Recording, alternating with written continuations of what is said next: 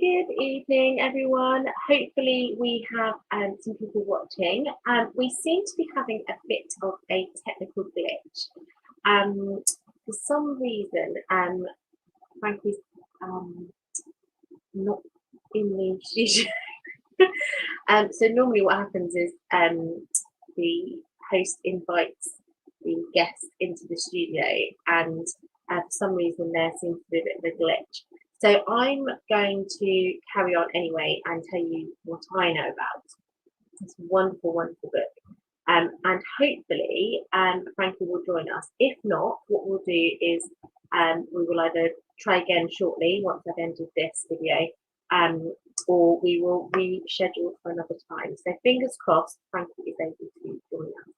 So it's really important to Oscar's Wish to not only support mums and dads and couples, but to support children too. So children that would be expecting their sibling to come home and have seen the changes around the house, the excitement, the buzz about there being a new baby.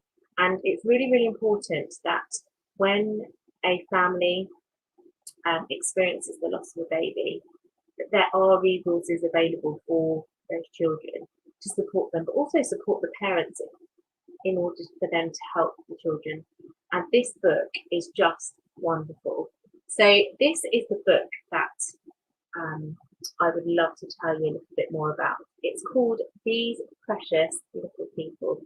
And the author obviously is lovely Frankie, who we were hoping to see tonight and still are hoping to see.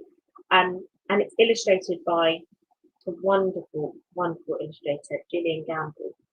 This book is so gentle, it is so insightful, and it really gives you all of the words and the phrases that you may feel you're not equipped with in your toolbox. When you're grieving and you know your family is grieving around you, it's really hard to know how to answer those questions that you may be caught unawares, or you may be feeling I'm not really prepared to answer this. This book is just wonderful. It was created after the passing of Esme, which is Frankie's first child.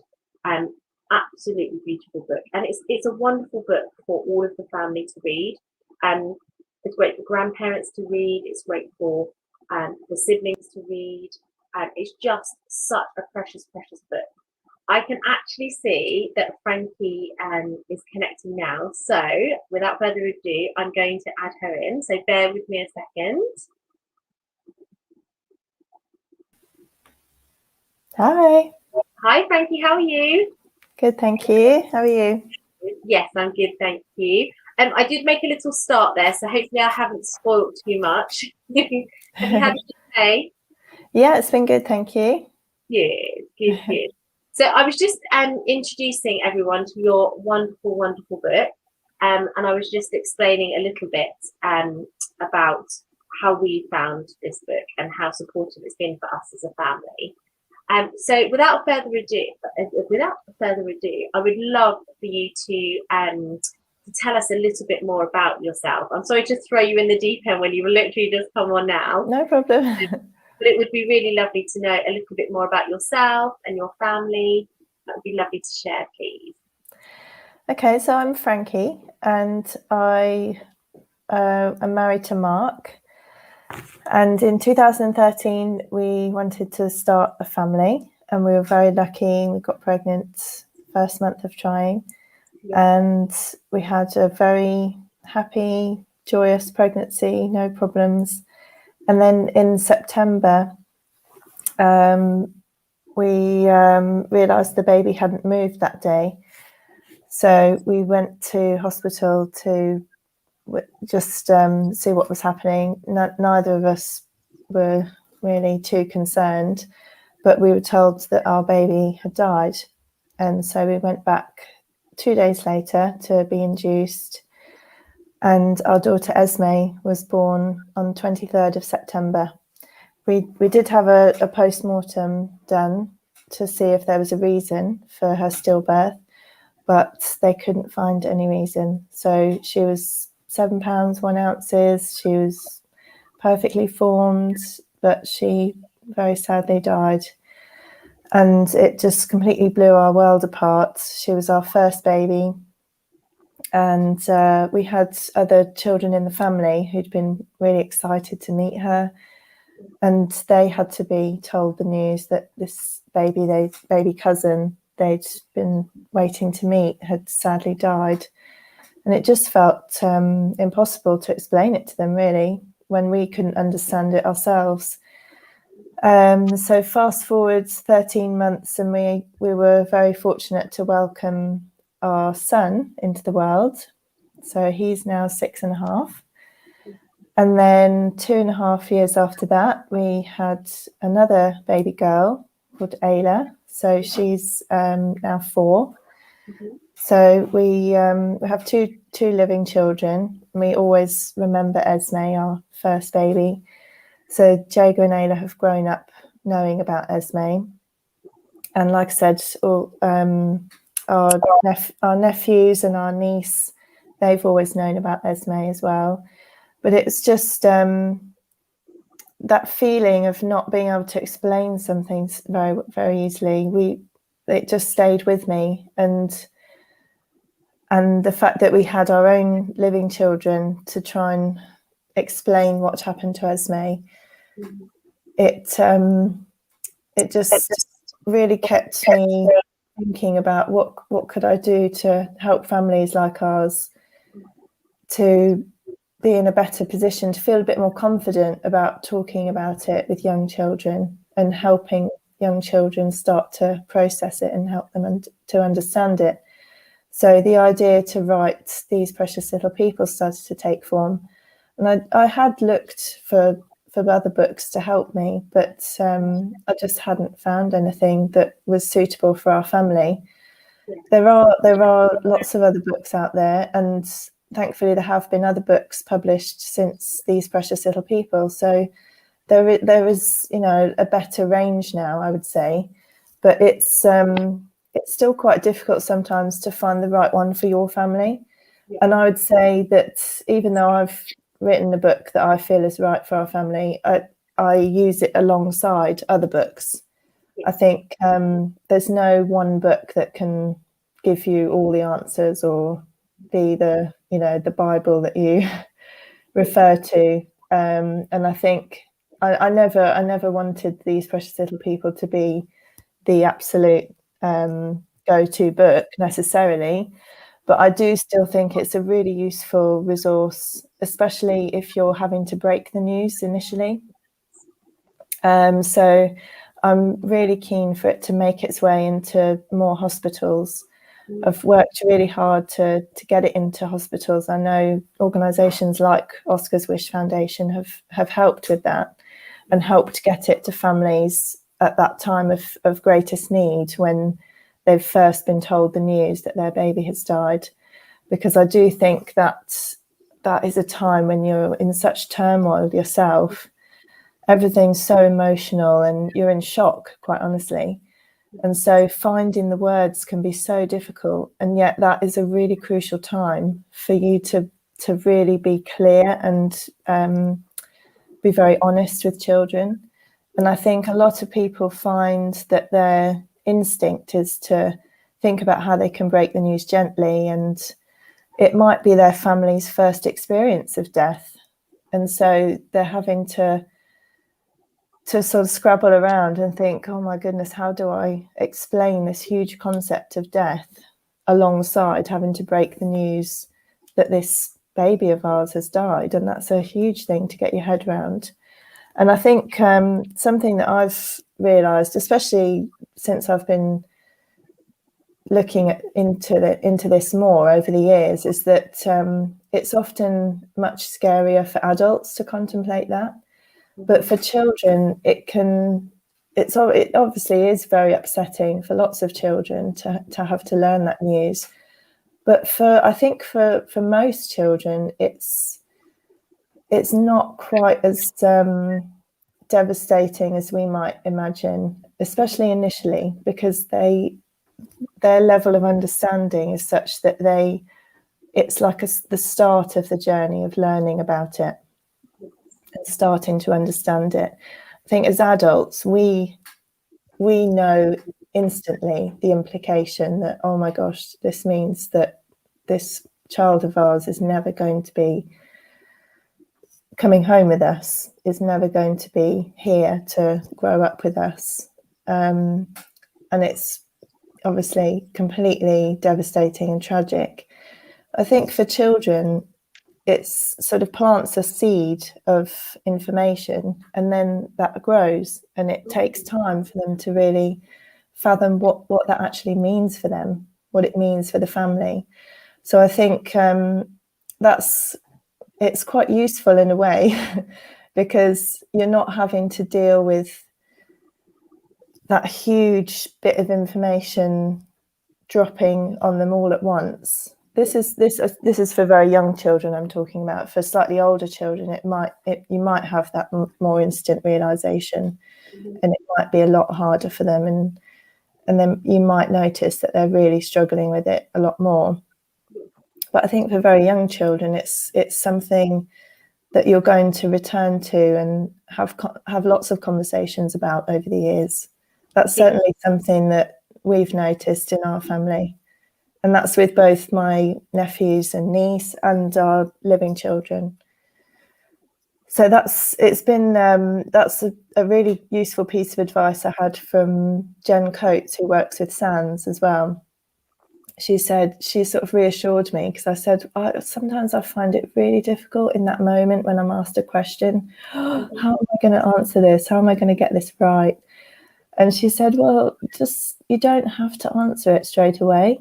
Just don't feel too much pressure. If it's not the right time, if you're like rushing out the house somewhere, or you're just putting dinner on the table and you really can't face answering those sort of questions over your spaghetti bolognese, you can sort of put it off a bit. You can say, oh, that's a really interesting question. I'll have to think about that. Maybe we can have a chat about that a bit later. And buy yourself some time, really. And the other thing is that try not to panic and overcomplicate it, because if they've asked a simple question, often they just want a simple answer, and that's enough for them at that time. And then you can revisit it when they're ready to, when you hear the next question. So it's not that you necessarily have to get into a really in-depth conversation about everything to do with the baby's death and what it means. It's just try and focus on the question they've actually asked and stick to that, and then wait and see if another question comes. Yes, of course. And like you say, that's fantastic advice to focus on the question, and if needs be, and if it's not an appropriate time, to buy yourself some time, thank them for the question and come back to it. Yeah. Often it will be when you're in the supermarket queue, and normally at the point when all your shopping's on the conveyor belt and they tell you they need a wee, and then they ask something because something's triggered, a thought, and it's really not that that comfortable time. So that's so true, and I think there is a lot of pressure on us as parents to say the right thing, to have the answers to everything, and when you're grieving yourself, that's not always possible, especially in those awkward moments, when you're caught unawares in the supermarket, driving along the motorway, and so that's so true. And I have to say that your book, one of the reasons that we did buy a few copies, and obviously we'd love to buy a few more to send out to our family, is because it's so gently written. It's so I don't know how long you spent writing this and creating this, but it's all of the words and phrases that I wish I had in my toolbox when I was first asked those questions before I knew your book existed, because there's just like statements that answer the questions so beautifully and so succinctly that phrase almost is all that child needs at that moment in time. We don't need to go into graphic detail. We don't need to always obviously we must always be honest, but we don't always need to go into the ins and outs. The children don't need that necessarily, especially when they're little. And like you say, as they get older, their questions will get deeper. But it's so beautifully illustrated. The pictures are they're just so stunning, and they just match beautifully the emotion in the writing. Honestly, Frankie, it's so inspiring. It's just such a beautiful book. Oh, thank you. Yeah, I mean, it was really important to me to have the illustrations do credit to all of our babies gone too soon, because I think some of the books that I'd come across, so I'm talking about quite old books here, I just found the illustrations almost a bit insulting, because it was sort of quite cartoonish, and I could see that they might appeal to children, but even some of them, I was thinking, oh, really, just a bit naff, quite honestly. And I could see that the people that had made the books, they'd had good intentions. They'd done the best they could at the time, or whatever it was. But I just felt like, no, this, I feel like this is a really important subject matter. And I want these illustrations to be really beautiful, and for the colours to convey some of the emotions. And the illustrator was absolutely fantastic at meeting the brief there, because she really took the colour palette through the range of emotions that you might be feeling. So some of the more sad pages are deliberately more sort of blue colours and sort of more subdued feel to them. And then as the book goes on and you've got a bit more hope coming back into the story, you get it brightening up again, and you think, oh yeah, it doesn't all have to be totally sad, and you don't have to focus on what a tragedy it is. You can talk about some of the happier memories you have of the time you were able to spend with that baby, and think about them in a more positive way, remember them together. That really does come across. You've done an excellent job, both of you. It's such a precious book, and it's one that's on my Rainbow Daughters bookshelf, and she often pulls it out. Normally, when I'm walking around the room trying to get one leg in my trousers for work, and you're trying to brush your hair with the other one and drink your tea, and I always do stop and make time to read it. To the point now where she's 3.5, and she will almost finish the sentence for me now, because she knows what's coming. And she really talks about the pictures, and the pictures really do complement the writing, so much so that at her age she has really deepened her understanding about what's happened. And like you say, that hope element, dying for her at this moment in time, is something that she understands happens and has happened in our family. So for her, it's not seen as something that's really scary, or of course it's sad, and she talks with such empathy, but it's been really supported by your book. So thank you from our family, especially. And we would love to give one of these beautiful books away this evening. Oh, hang on, I can't get it right on the screen. There we go.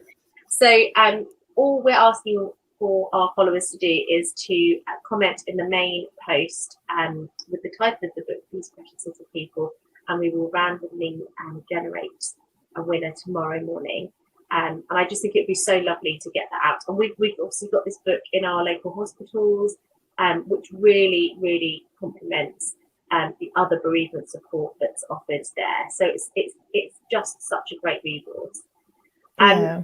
Now you also support a charity. Am I right in saying that you support a charity, or you volunteer with Joel the Complete Package? Yeah, it's both. So all the sales from the book, the money raised goes to Joel the Complete Package, and I also volunteer with them. So I'm one of the admin in their Facebook support group. Right. It's a charity that I came across quite soon after Esme died, and it was such a huge lifeline to me. So I also reached out to SANS, and they were brilliant support, and I went along to their support group meetings. That was that felt like a really safe place to reach out to other families that really understood what we were going through.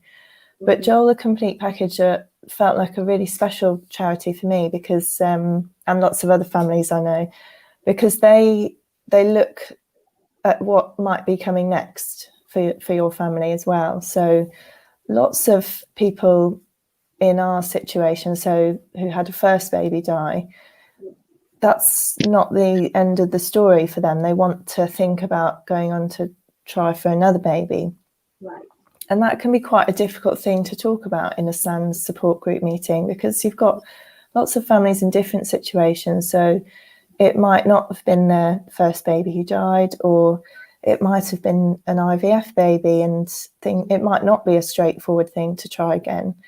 And Joel the Complete Package have supported families who've been through IVF, but I guess what I'm trying to say is that SANS didn't feel like automatically the right place to go with kind of, oh, so what's everyone thought about trying for another baby? And just felt like that's going to be quite a sensitive topic to broach, especially in a face-to-face support group meeting. So Joel the Complete Package, because they provide this online support through a Facebook group, it just felt like a really safe place to post a question and just see, has anyone else got experience of this? And there's lots of families that have been through trying to conceive again and being pregnant again, because it's trying to conceive again is sort of the first step along that terrifying journey.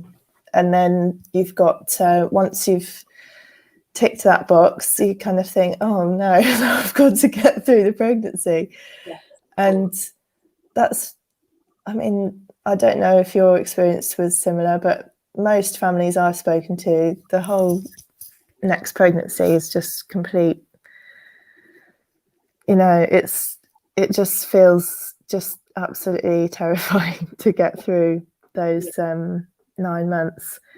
If you're even, looking at, some people, might be looking at early induction. I mean, we were induced at 37 weeks. So, but even those 37 weeks just felt like forever. And it just, isn't it?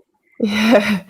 And, you're very conscious of the fact that you're very lucky to be pregnant again. So I still did go to the SANS support group meetings when I was pregnant with my son, but I deliberately wore these baggy clothes, and I didn't want to be like, hey, I'm pregnant again and I'm really scared. Can we talk about it? I just felt like this is not really the right place to be talking about that. Some people find that they're fine to talk about it in their SANS support group meetings, but I just got the sense, I need to tread carefully here, because there would be new couples coming in who'd literally just lost their child, and some of them were not in a situation where it's going to be that easy for them to try for another baby. So I just felt like it might be quite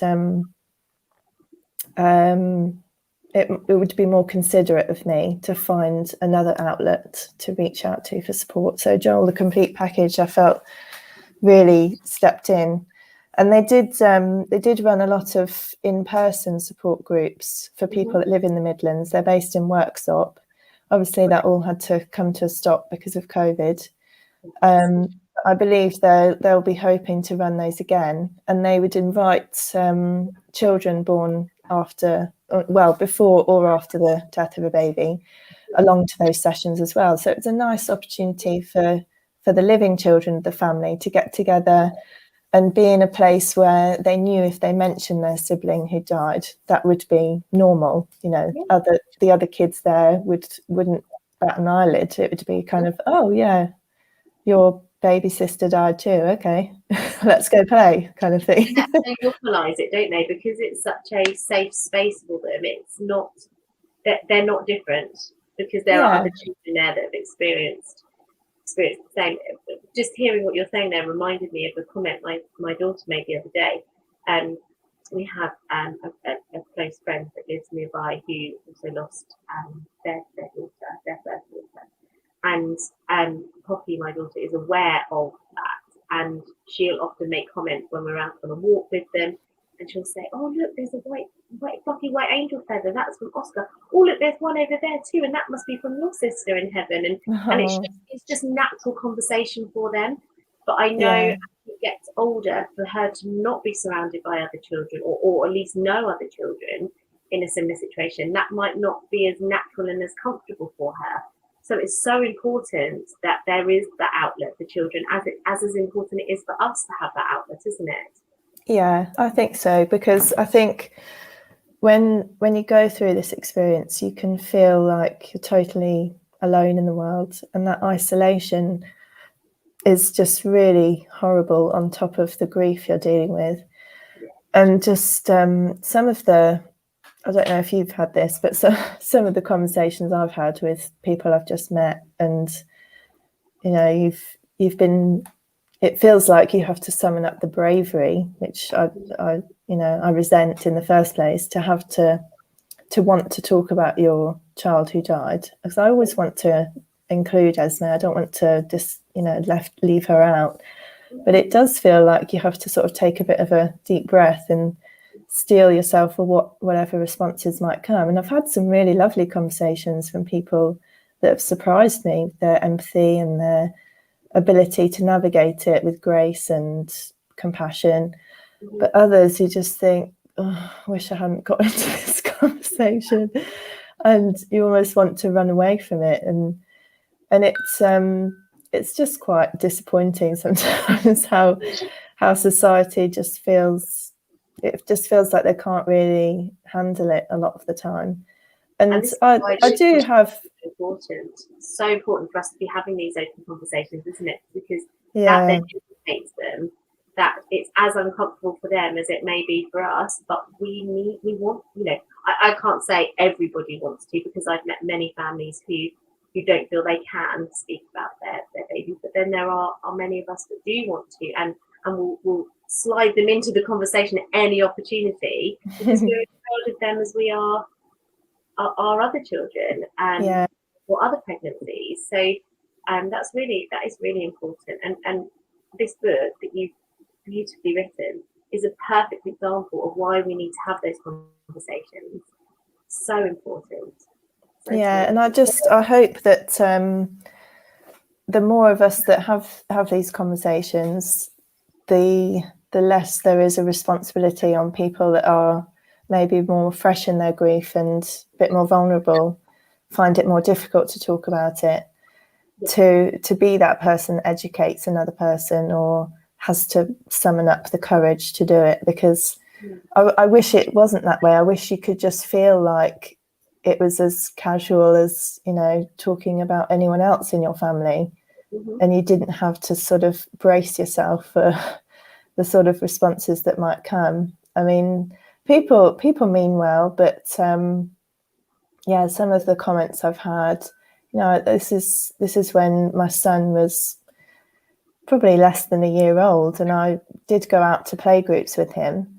And a woman asked me, "Oh, was he your first?" And I said, "Oh no, I had a daughter first, but she was sadly stillborn." And she said, "Oh dear, that must have been hard." And I thought, well, yeah, and it still is very hard. She was being really nice, but it just really stopped me in my tracks, thinking, what do you think? That was just in the past now. That's just been and gone. That must have been a blip in your history, kind of thing. And it just made me realize that a lot of people, they just can't fathom how we carry it with us every single minute of every day. It's just something that's part of us. And that those well-meaning comments are meant often with that best intention, and the way that statement is phrased could come across in one way, but also could come across in another way, had that question been followed on with something such as, I also know a friend who experienced a stillbirth, and she talks about her baby very often, or something like that, that just makes you go, oh, okay, you know, that's, you do get it, you know, you do understand where I'm coming from, and not everyone will understand that, and thank goodness they don't. Yeah.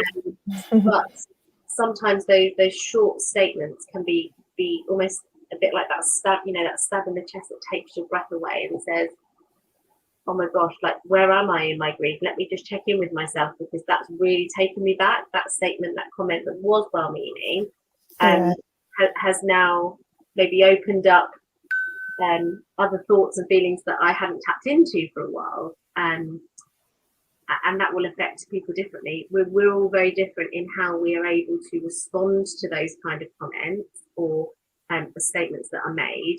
And I'm sure I'm speaking on behalf of probably every parent that, you know, a follower of Joel, and also a follower of Swish, and a follower of these precious little people, that we've been in those situations where we've just wanted to not be, you know, to run away, to get as far away, because there is no way to respond to that person's statement.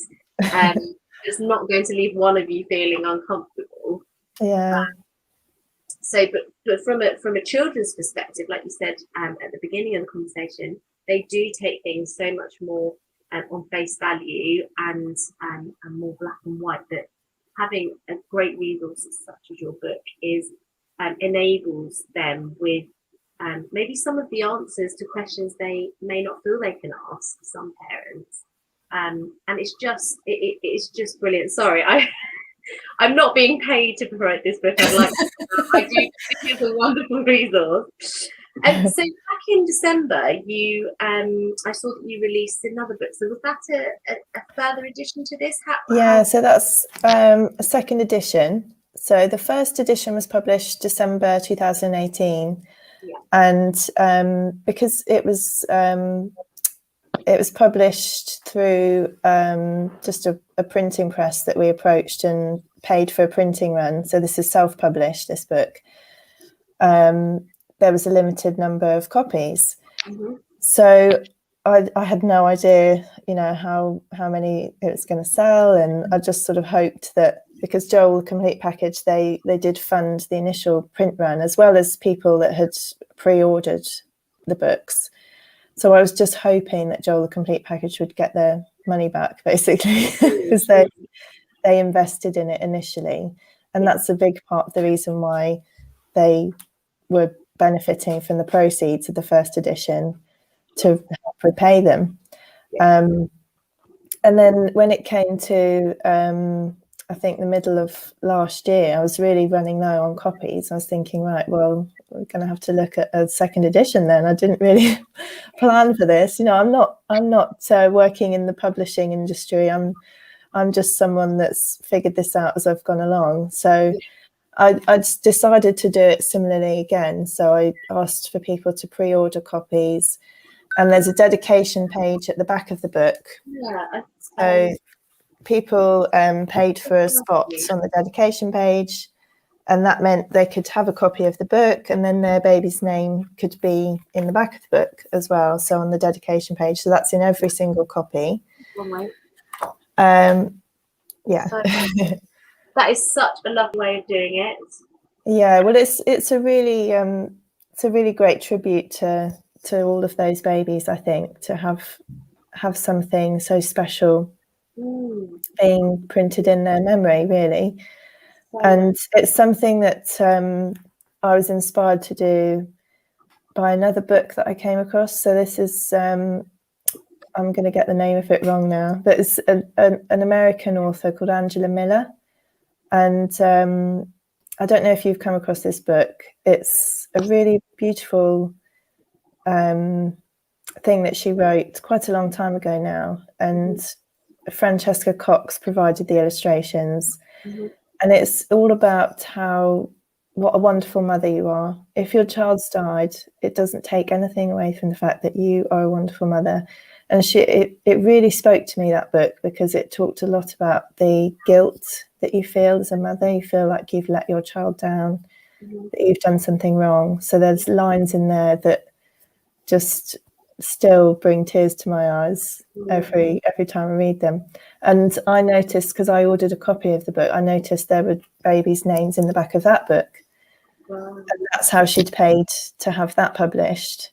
So I can't take credit for that idea, basically. It's so lovely. And also at the back, there's a section with notes for adults, which is so lovely. Just some ideas, some explanations about, you know, the concept of death and how children kind of comprehend what's happened. Suggestions about keeping the routine, you know, the same as possible. Talking about grief and how children work through grief. It's so in one complete package. It's just a resource that I think every parent should have access to. And if there's anyone watching now that's just joined that wasn't watching earlier, we are offering an opportunity to win this beautiful book. We're obviously talking about it now, and please do watch back if you've missed some of it, because there's lots and lots of information about how important this book is. It's just it's so lovely, and to have notes, and then there's other charities that people can access in here, which is fantastic, because like many of us, stumbling around at 2 o'clock in the morning, Googling anything that's going to help you in your grief journey, help your children, you know, when you're sat up at night and you don't know where to search and look. What gave you the inspiration to add the other charities in there? That's such a good idea. Well, it was, like I say, when I just felt so fortunate, really. I mean, saying you're fortunate when your baby's just died, but coming across charities like Joel the Complete Package so soon after Esme died. I mean, it's a tiny charity. You know, if you ask lots of people, they won't have heard of it, quite honestly. And I actually found it through Kicks Count website. So it's Count the Kicks back then. Yes. And I'd been sort of torturing myself looking at Count the Kicks, because I just thought, I really wish I'd known about this before Esme died, because that was the only indication we had that she had died, was that she stopped moving. And I just kept torturing myself, you know, had she stopped moving earlier that week, and you know, had her movements slowed down, could I have got to hospital sooner? And it wasn't really what I needed to be looking at that time, to be quite honest, all the information about counting kicks, because I just felt so angry that I hadn't come across it before. But they actually had support organisations listed on their website, and so I was clicking through, and I'd heard of a few of them. SANS was one that was we were given a lot of their leaflets when we were in the hospital, and we were given a for Lewis memory box, so that was really important to us. And but then that was kind of it. And I know how lucky we are to have had those things, but it was sort of falling down some rabbit holes on the internet. You know, I'd started going on some forums, and I just felt like, well, I'm not sure, I need to get lost in all these forums and threads. It's possibly going to take me to quite a dark place. So to find out about Joel the Complete Package and have that Facebook support group, it just felt like a really great place to have people kind of interacting with you there and then, and you knew you were going to get an answer quite quickly. It wasn't kind of posting something on a forum and then someone gets back to you 2 months later, sort of thing. And I just felt like, well, if I can try and signpost to some of those organisations in the book, I've signposted to some quite large ones, but there are lots of smaller ones that I couldn't fit all the information in on just one page in the book. But my book's website, so my book has a dedicated website.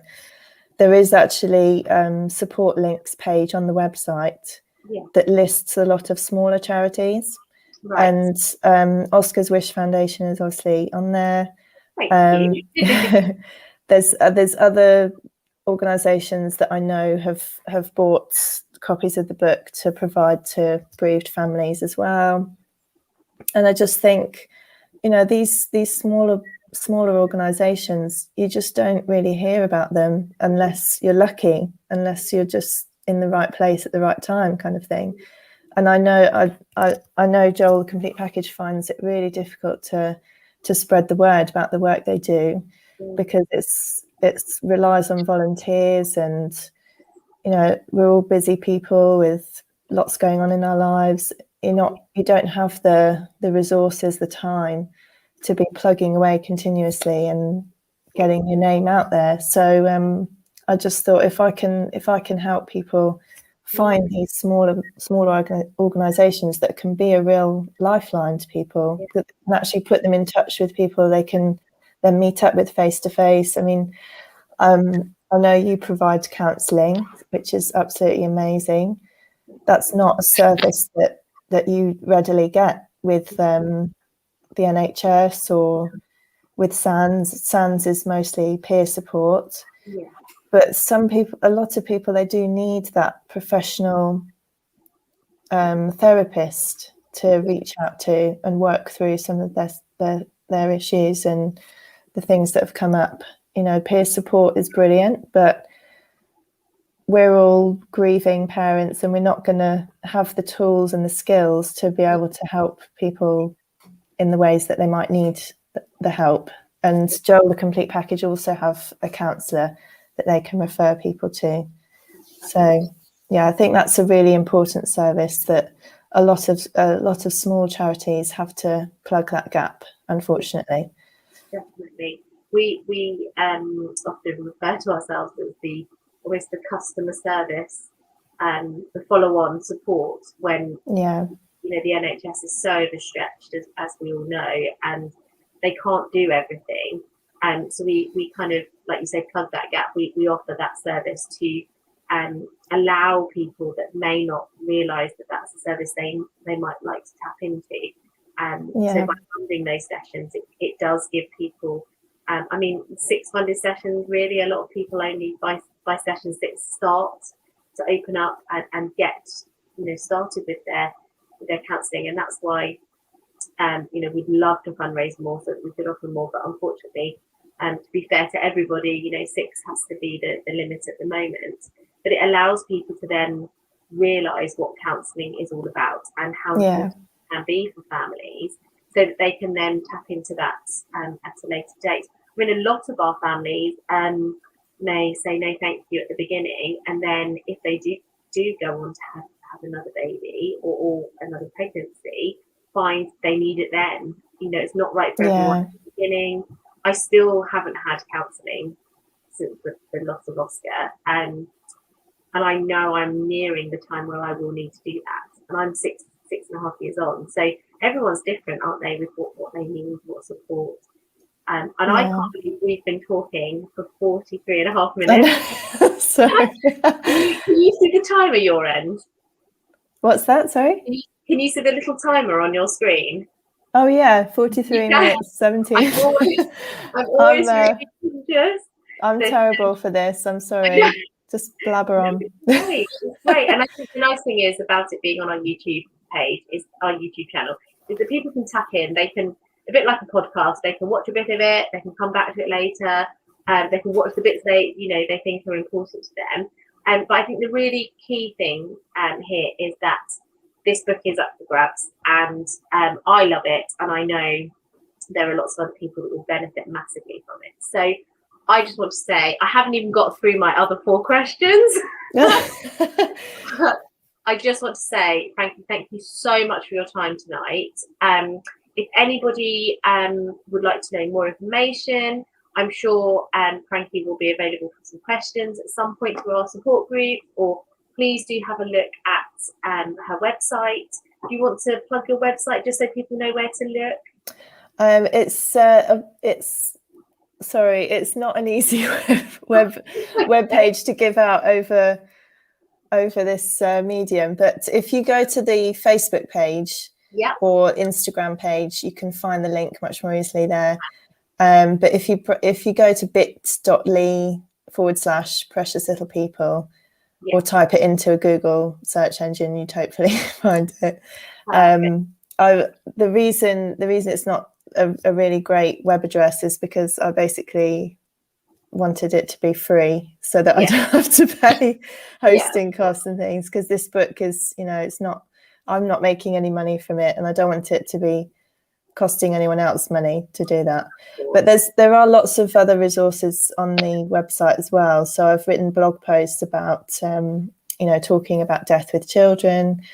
There's actually a page where you can see a read through of the book. So there's a whole video of you able to watch the book.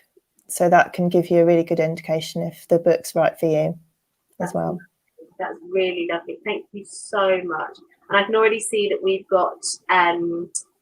already got some comments on our thread here for people that are up for grabs for the book. So thank you so much for your time, Frankie. We'd love to speak to you again. Maybe we will have a chat next time about how people can talk to their children about death and dying and the loss of a baby in a bit more depth.